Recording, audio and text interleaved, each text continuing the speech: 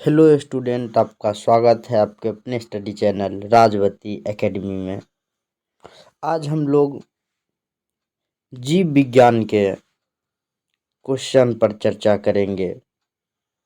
जीव विज्ञान आज से क्या किए चालू किए हैं और इसमें 20 क्वेश्चंस होंगे प्रत्येक विद्यार्थी के लिए और वस्तुनिष्ठ क्वेश्चंस है। सभी क्वेश्चन का हम लोग क्या करेंगे, बारीकी से आंसर लेंगे और जवाब लेंगे।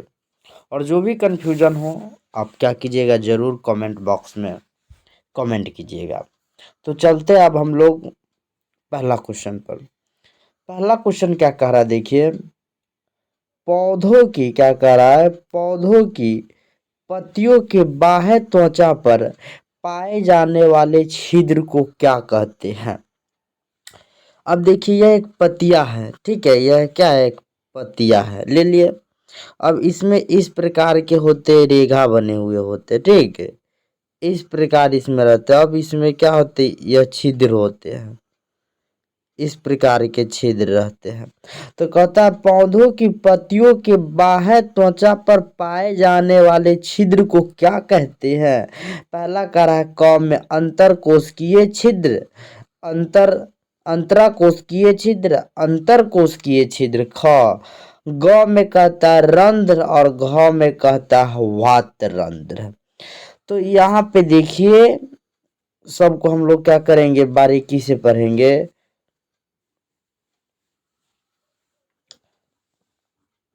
देखिए, तो कह रहा है पौधों के बाहरी त्वचा पर पाए जाने वाले छिद्र को रंध्र कहा जाता है। क्या कहा जाता है, रंध्र कहा जाता है। रंध्र या इसी को दूसरा नाम है एस्टोमाटा। क्या कहा जाता है, एस्टोमाटा भी कहा जाता है, रंध्र या एस्टोमाटा कहा जाता है। तो पहला का जो आंसर हो जाएगा वह ग आंसर होगा। कौन सा आंसर होगा, तो पहला का आंसर क्या होगा, ग होगा। चलिए, इसको यानी कि पौधों के बाहरी त्वचा पर पाए जाने वाले छिद्र को क्या कहते हैं, रंध्र या फिर एस्टोमाटा कहते हैं। दूसरा क्वेश्चन पर देखिए, द्विबीजपत्री पौधा में रंध्र कहाँ पाए जाते हैं। तो द्विबीजपत्री पौधा में पत्ती, पहला कह रहा है पत्तियों के ऊपरी सतह पर, यह पत्तियां है। अब देखिए, द्विबीजपत्री पौधा जिसमें दो बीज पत्र उपस्थित होते हैं, तो द्विबीजपत्री पौधा, ठीक है। तो उसमें रंध्र कहाँ पाया जाएगा, पहला कहता है पत्तियों के ऊपरी सतह पर। यह पत्तियां है, इसके ऊपरी सतह पर क्या पाया जाता है, नहीं, नहीं पाया जाता, पहला गलत। दूसरा, पत्तियां के निचली सतह पर पाया जाता है। द्विबीजपत्री पौधा में जो रंध्र होते हैं वह पत्तियां के निचली सतह पर पाया जाता है। कहाँ पाया जाता है, तो पत्तियां के निचली सतह पर पाया जाता है। इसका जो आंसर हो जाएगा वह ख होगा। दू के आंसर क्या हो जाएगा, ख होगा। और यह वीवीआई ऑब्जेक्टिव है, यह पूछा जाता है कि द्विबीजपत्री पौधा में रंध्र कहाँ पाया जाता है। आंसर लिख दीजिए, टिक कीजिएगा। वन लाइनर क्वेश्चन है कि पत्तियों के निचली सतह पर पाया जाता है। आंसर जो क्या होगा इसका, ख होगा। ठीक, चलते हैं अब हम लोग अगला क्वेश्चन पर। तीसरा, रंध्र का मुख्य कार्य क्या है, कह रहा है रंध्र का मुख्य कार्य क्या है, ठीक। तो रंध्र का जो कार्य होता है, यह क्या, पत्तियां है। अब इसमें क्या है, इसमें रंध्र उपस्थित है। तो इस रंध्र का जो कार्य होता है, रंध्र का कार्य, इस रंध्र का कार्य गैस का आदान प्रदान करना, गैस का आदान प्रदान करना, गैस के आदान प्रदान करना, आदान प्रदान करता, ठीक है। गैस के आदान प्रदान के क्या करता है, यह संपादित करता है। यह गैस के आदान प्रदान को संपादित करता है, गैस के आदान प्रदान। तो यही गैस के विनिमय तथा वाष्पोत्सर्जन का कार्य का।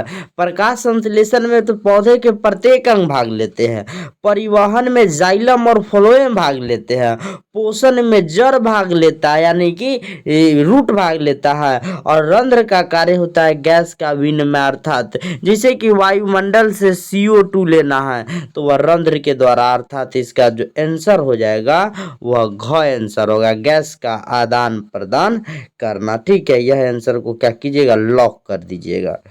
अब देखिए इस आंसर को लॉक कर दीजिएगा। कौन सा आंसर होगा, तो घ आंसर क्या है, बिल्कुल राइट है। इस सब को हम लोग क्या करते हैं, मिटाते हैं।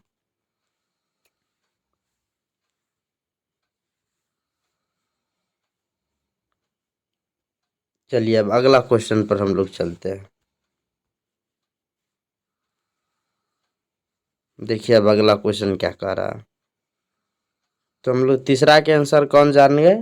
तीसरा का आंसर जो होगा 3 में लिख दीजिएगा, घ। तीसरा का जो आंसर होगा वह घ होगा। ठीक, चौथा देखिए क्या कह रहा।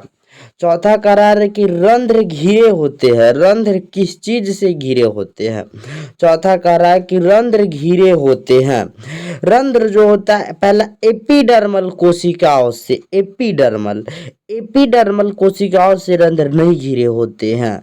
द्वार कोशिका, अब समझिए यही क्या है, द्वार कोशिका है। क्या है, द्वार कोशिका। और यह क्या है, यह स्टोमाटा है। ठीक है, यह जो द्वार कोशिका 2 भागों में बटी होती है और जब यह जल को अवशोषित कर लेती है, यह जो है यह द्वार कोशिका है। ठीक, यहाँ पर है यह द्वार कोशिका है। क्या है, द्वार कोशिका है।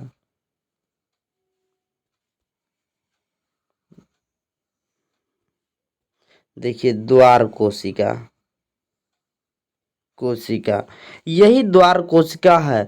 तो रंध्र इसी द्वार कोशिका से क्या होता है, घिरा होता है। तो इसका जो आंसर हो जाएगा वह हो जाएगा हम लोगों का ख आंसर। क्या हो जाएगा, 4 के ख आंसर होगा। अर्थात द्वार कोशिकाओं से रंध्र क्या होता है, घिरा होता है। तो 4 के ख आंसर लिख दीजिएगा। क्या होगा आंसर, ख होगा। चलिए अगला क्वेश्चन पर चलते हैं। कहता है कि द्वार कोशिका में कौन सी भित्ति मोटी होती है। द्वार कोशिका के कौन सी भित्ति मोटी होती है। तो यह जो द्वार कोशिका है इसके बाहर में यह क्या एपिडर्मिस है। और यह द्वार कोशिका जो भीतरी जो सतह होता है वह मोटा होता है। भीतरी सतह क्या होता है, मोटा। और यह पार्श्व सतह या फिर बाहरी सतह नहीं होता मोटा, केवल और केवल भीतरी सतह क्या होता है, मोटा होता है। तो इसका जो आंसर लिख दीजिएगा, आंसर हो जाएगा 5 के ख आंसर होगा। कौन सा आंसर होगा, 5 के ख। अगला कह रहा है कि पत्ते की झिल्ली में रंध्र के अध्ययन करने हेतु किस अभिरंजक का उपयोग किया जाता है। किस अभिरंजक का उपयोग किया जाता है। पत्ते की झिल्ली में क्या कह रहा है कि पत्ते की झिल्ली में रंध्रों का अध्ययन करने के लिए किस अभिरंजक का उपयोग किया जाता है।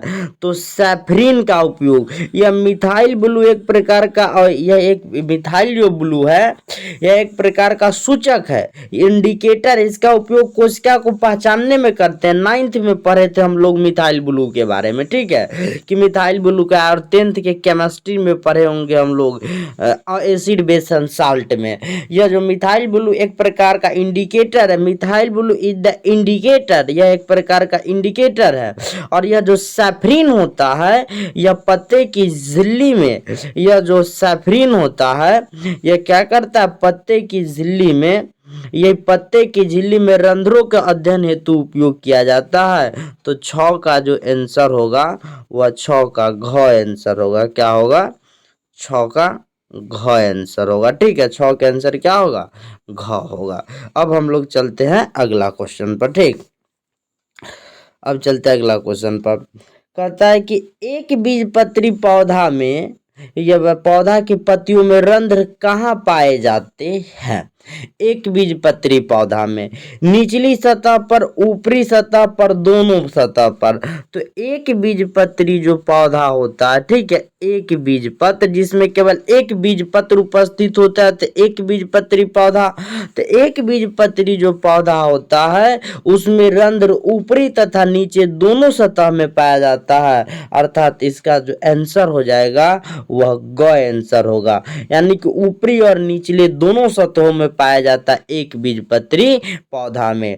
तो 6 का जो आंसर क्या हो जाएगा, 7 का आंसर, 7 का आंसर लिख दीजिएगा ग। 7 का जो आंसर होता है ग होता है, ठीक है, 7 का।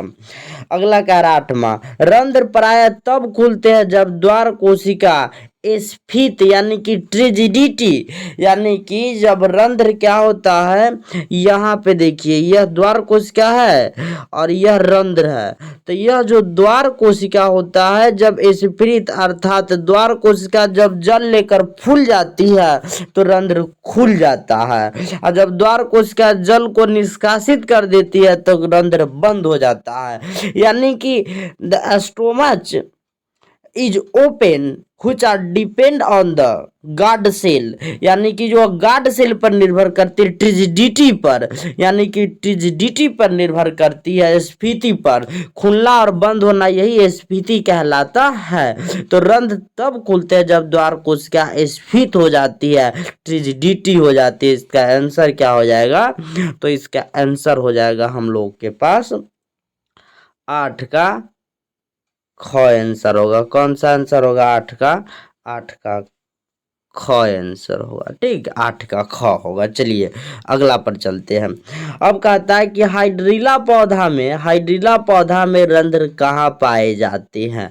अब देखिए हाइड्रिला पौधा इस प्रकार के पौधा होते हैं, ठीक है, इस प्रकार के हाइड्रिला पौधा होते हैं, यही हाइड्रिला है, ठीक है, हाइड्रिला पौधा है। तो हाइड्रिला पौधा में जो होता है, पूछ रहा हम लोगों से कि हाइड्रिला पौधा में रंध्र कहाँ पाए जाते हैं। तो हाइड्रिला पौधा में पत्तियों पर भी रंध्र पाया जाता है, यह पत्तियों में भी रंध्र है, तना पर भी रंध्र है, पत्तियां और तना दोनों पर है, दोनों पर।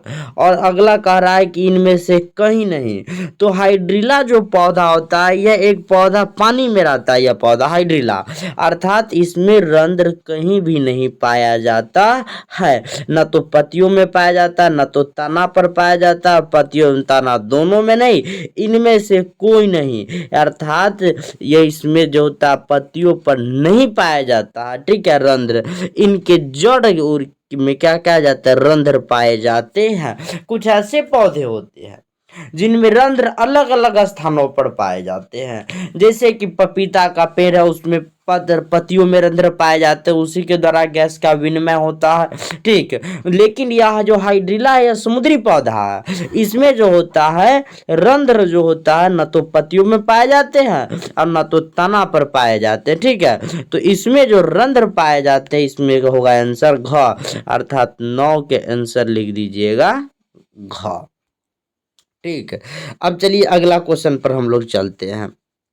अब देखिए अगला क्वेश्चन क्या कर रहा है, द्वार कोशिका अन्य कोशिकाओं से भिन्न है कैसे। द्वार कोशिका की भित्ति अंतरात्मक मोटाई में द्वार कोशिका यही कोशिका है, क्या है, द्वार कोशिका, यह पूरा का गार्ड सेल है और यह द्वार कोशिका है, ठीक है। संघनन जीव द्रव्य की उपस्थिति में आकृति में, तो द्वार कोशिका इनमें से सभी में अन्य कोशिकाओं से क्या है, भिन्न है। Guard cell is the different from the any other cell because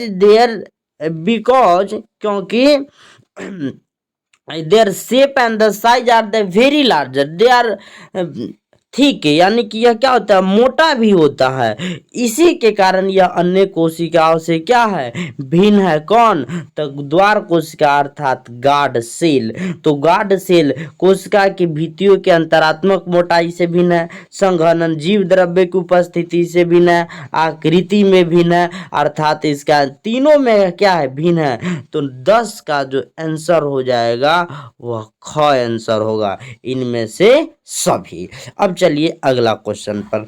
अगला क्वेश्चन क्या करा, अधिचर्मी कोशिकाओं की तुलना में द्वार कोशिका क्या होती है।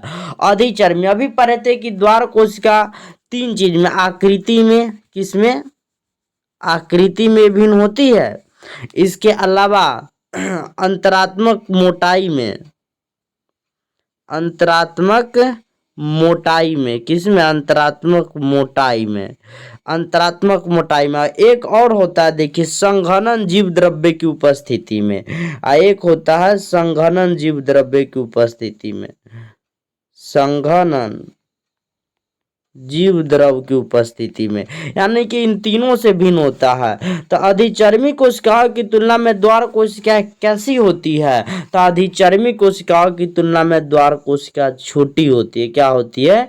द्वार कोशिका छोटी होती है। अधिचर्मी कोशिकाओं की तुलना में द्वार कोशिका जो होती है वह छोटी, यानी कि आकृति अभी पढ़े थे, तो आकृति क्या है? इसका छोटा है, अर्थात इसका जो आंसर हो जाएगा 11 के 11 का क आंसर हो जाएगा। आंसर क्या होगा? क। 12 इनमें से कौन प्रकाश संश्लेषी अंगक है? तो हरित लवकों को, अर्थात क्लोरोप्लास्ट, हरित लवक को प्रकाश संश्लेषी अंगक कहा जाता है। हरित लवक को क्या कहा जाता है? तो इस हरित लवक को प्रकाश संश्लेषी अंगक कहा जाता है। हरित लवक, अर्थात 12 का जो आंसर होगा वह क्या होगा? क होगा। 12 का आंसर क। अब हम लोग चलते हैं अगला क्वेश्चन पर। 13 में क्या करा? प्रकाश संश्लेषण में सूर्य की प्रकाश की भूमिका क्या है? पहला देखिए, प्रकाश संश्लेषण में जो सूर्य की जो प्रकाश होता है यह उत्प्रेरक का कार्य करता है। किसका? उत्प्रेरक का। अब समझिए, उत्प्रेरक इसको कहते हैं कैटालिस्ट। क्या कहते हैं? कैटालिस्ट।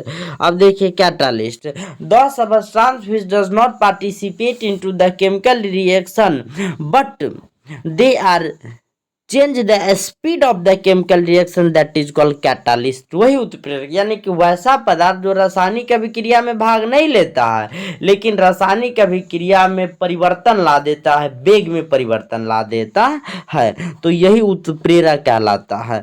अब यह जो क्या करता है कि CO2 के अपचयन में, तो पहले देखिए प्रकाश संश्लेषण का हम लोग क्या देख लेते हैं? सूत्र ही देख लेते हैं। ठीक, प्रकाश संश्लेषण का। अब देखिए प्रकाश संश्लेषण का हम लोग क्या देख लेते हैं? सूत्र। तो देखिए जैसे कि इसका 6CO2 अब प्लस प्लस जो होता है 6H2O sign of gives C6H12O6 अब प्लस 6O2, यही प्रकाश संश्लेषण का क्या है? रासायनिक सूत्र है। यह क्या? प्रकाश संश्लेषण का रासायनिक सूत्र है। अब इसमें एक पदार्थ है, यहाँ पर यह जो एरो लाइन है इसके ऊपर जो होता है HNu, अर्थात यही सूर्य के प्रकाश उपस्थित रहता है। HNu यही सूर्य के क्या है? प्रकाश है। HNu यही सूर्य के प्रकाश है। तो यह जो कि जल के प्रकाश की अपखंडन के लिए यह भूमिका, यह जो जल है ना इसका प्रकाश की अपखंडन यानी कि इसको तोड़ता है, उसके लिए जिम्मेदार है। किसके लिए? कि जल के प्रकाश की अपखंडन के लिए, अर्थात इसका 13 का जो आंसर हो जाएगा वह ख आंसर होगा। आंसर क्या होगा 13 का? तो 13 का आंसर हो जाएगा ख। ठीक, तब हम लोग चलते हैं तो 13 का आंसर क्या हो जाएगा? 13 का आंसर लिख दीजिएगा ख, जल के प्रकाश की अपखंडन के लिए। अब देखिए अगला क्या कर रहा है? प्रकाश संश्लेषण की दर में निम्नलिखित किस पर निर्भर करती है? प्रकाश के गुण पर पहला कार्य, प्रकाश की मात्रा पर, प्रकाश के गुण एवं मात्रा दोनों पर। तब देखिए जब ठंडा के समय जो रहता है, ठंडा के समय पौधे की वृद्धि और विकास कम होती है। ठंडा के समय पौधा के वृद्धि और विकास कम होती है। पौधा के वृद्धि और विकास क्या होती है? कम होती है। वृद्धि कम होती है। ठीक है, वृद्धि क्या होती है? कम होती है। तो प्रकाश के गुण पर, अब गुण यानी कि ठंडा के समय पर प्रकाश के, सूर्य के प्रकाश के में कम तापमान रहता है। क्या होता है? तापमान कम होता है। तापमान कम होता है। दूसरा, प्रकाश की मात्रा उसमें एनफ यानी कि पर्याप्त मात्रा में हम लोगों को प्रकाश भी नहीं मिल पाता है, अर्थात इसका जो आंसर हो जाएगा वह जो आंसर हो जाएगा दोनों का दोनों क्या है? अर्थात इसका जो आंसर होता है अब देखिए तो इसका जो आंसर होता है कि प्रकाश के गुण एवं मात्रा दोनों पर निर्भर करता है। ठीक है, तो 14 का जो आंसर हो जाएगा ग हो जाएगा। क्या हो जाएगा? ग, और 13 के ख आंसर हो जाएगा। तब हम लोग क्या करते हैं? चलते हैं अगला प्रश्न पर। अब देखिए अगला प्रश्न क्या कह रहा है। अगला प्रश्न देखिए क्या कह रहा है। अगला कह रहा है 15 में अगर किसी पौधों की पत्तियों को काले कागज से ढक दिया जाता है तो प्रकाश संश्लेषण में और सूर्य की प्रकाश में छोड़ दिया जाता है तो क्या होता है? तो क्या होता है? क्या होता है? कह रहा है कि अगर किसी, देखिए क्या कह रहा है 15 में, इसको हम थोड़ा बड़ा करते हैं इस क्वेश्चन को, ठीक है।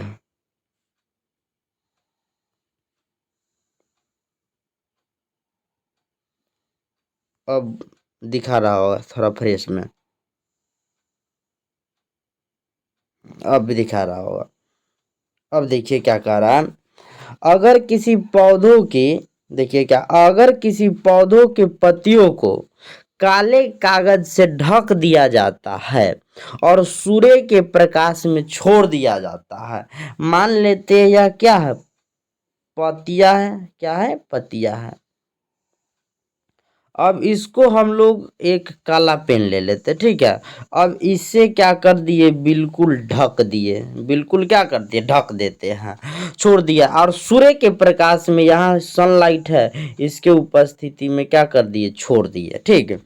तो क्या होती है? श्वसन की गति बढ़ जाती है? नहीं, श्वसन की गति नहीं बढ़ती है। दूसरा, ग्लूकोज का संश्लेषण रुक जाता है। तीसरा, ग्लूकोज का संश्लेषण बढ़ जाता है। संश्लेषण मतलब बनना, ठीक है, फॉर्मेशन, बनना। और परिवहन की क्रिया रुक जाती है। तो किसके परिवहन की क्रिया रुक जाती है, यह सब तो जानना ना पड़ेगा।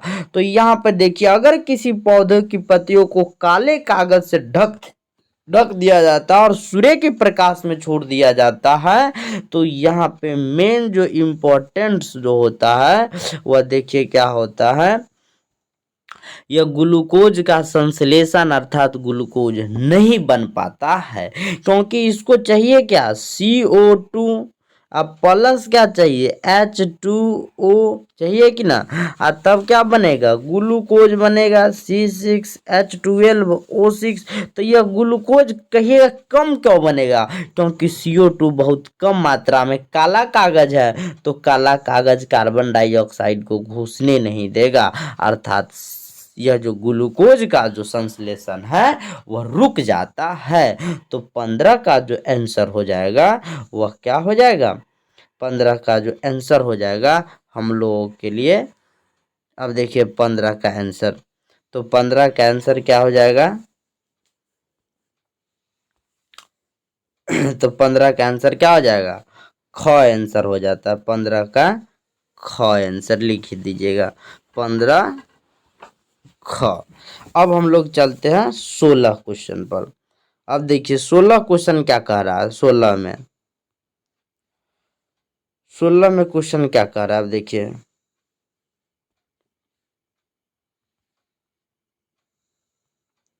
16 के क्वेश्चन क्या कह रहा है कि हरे प्रकाश में प्रकाश संश्लेषण की दर काफी घट जाती है, क्योंकि हरे प्रकाश से प्रकाश संश्लेषण वर्णक उत्तेजित नहीं होते हैं। दूसरा, हरे प्रकाश से क्लोरोफिल वर्णक निष्क्रिय हो जाते। तीसरा, क्लोरोफिल के अणु हरे प्रकाश को प्रवर्तित करते। पहला देखिए कि हरे प्रकाश से क्लोरोफिल वर्णक उत्तेजित नहीं होते हैं, बिल्कुल गलत है। क्या है? बिल्कुल गलत है, क्योंकि उत्तेजित हो जाते हैं। हरे प्रकाश से क्लोरोफिल वर्णक निष्क्रिय हो जाते हैं, नहीं, बिल्कुल गलत है।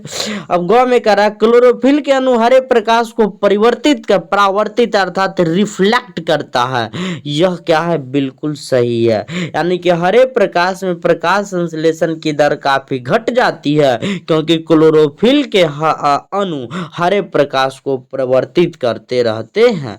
हरे प्रकाश को क्या करते हैं? परिवर्तित करते रहते हैं। तो इसका आंसर जो होगा वह ग आंसर होगा। 16 का लिख दीजिएगा ग आंसर, ठीक। अब चलते हैं अगला क्वेश्चन पर। 17 में क्या कहता है? पत्तियां हरी होती है, पत्तियां हरी होती है क्योंकि वे हरे प्रकाश का उपयोग करती है, हरे प्रकाश को अवशोषित करती है। इसको हम लोग यहाँ पे लाते हैं स्लाइड को और तब जूम करके पढ़ते हैं।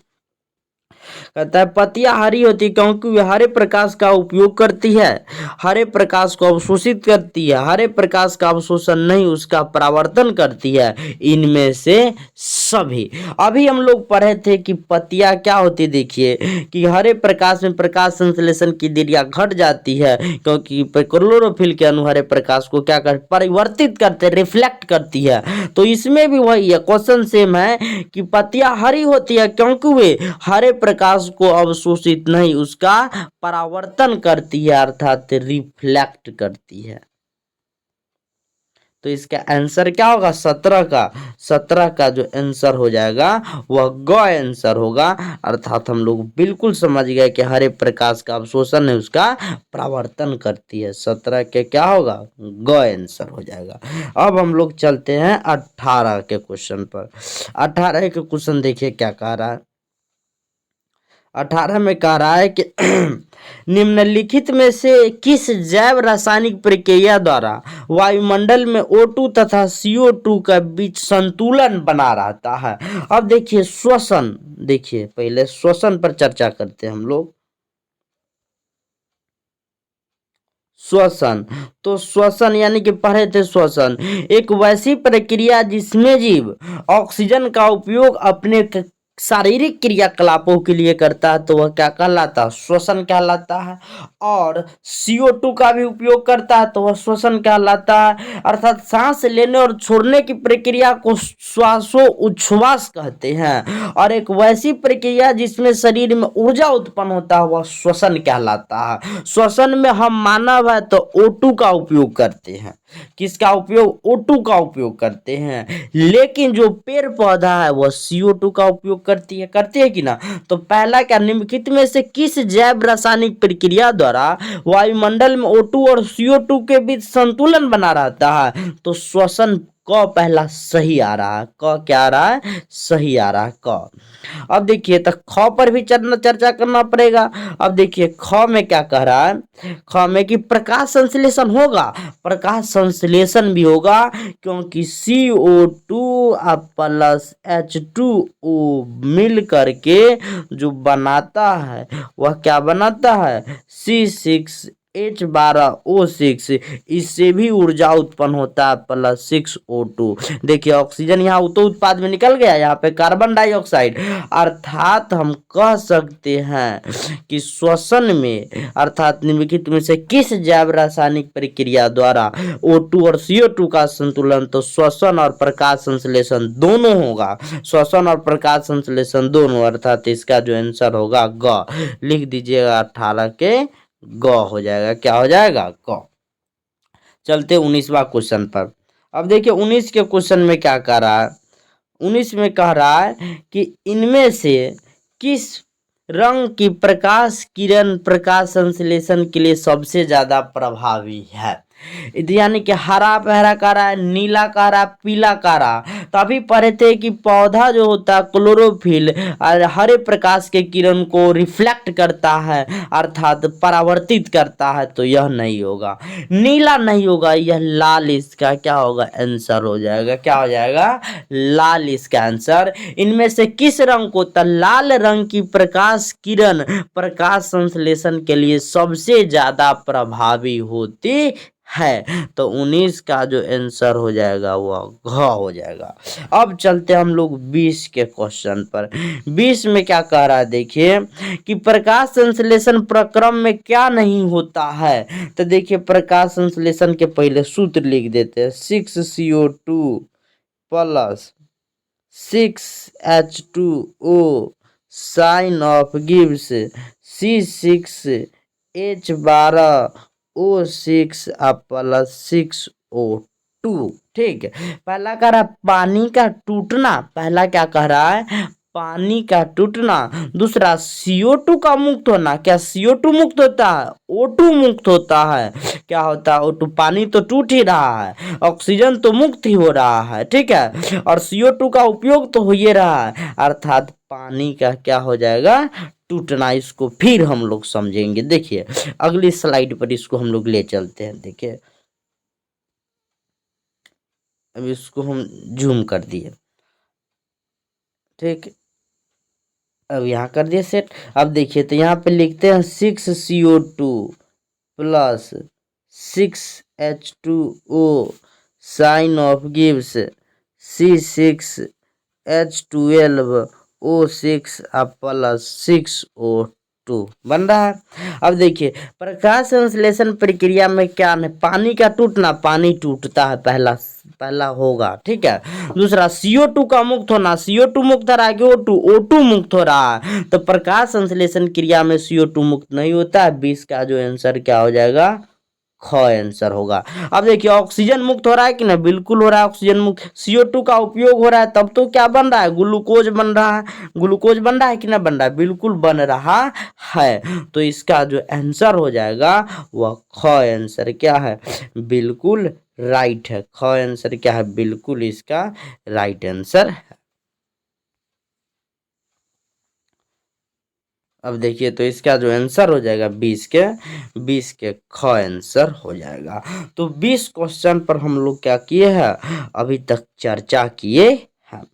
अब देखिए जो भी कंफ्यूजन हो उसको क्या कर दीजिए, आप लोग कमेंट जरूर कीजिएगा। कंफ्यूजन हो तो उसके लिए हम क्या करेंगे, आपके कमेंट का इंतजार करेंगे। कमेंट क्या कीजिएगा, जरूर कीजिएगा। और जो भी बच्चे नए हो वो क्या कीजिएगा, लाइक शेयर और सब्सक्राइब जरूर कीजिएगा, ठीक है। अब देखिए वह क्या कीजिएगा, लाइक जरूर कीजिएगा, शेयर कीजिएगा और सब्सक्राइब भी कीजिएगा। तो आज के लिए इतना ही, मिलेंगे हम लोग फिर अगले लेक्चर में।